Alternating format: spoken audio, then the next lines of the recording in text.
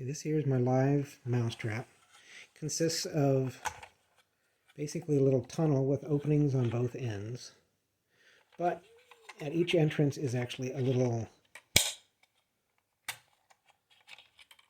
teeter-totter. So if the mouse goes up and it trips one teeter-totter, both are coupled together so that when it trips, both sides snap shut at the same time. Consists of two halves that are identical, that are just snap together. You can see the teeter-totter inside, it just goes up and down here. To bait the trap, you just put a little bit of peanut butter right on the inside top edge there, and then go ahead and snap both sides together. Then cock the trap, basically just push both teeter-totters down, and now we're ready to go. Now to set the trap off, we can try paper clip. This weighs about 1 gram, and that's enough to set it off.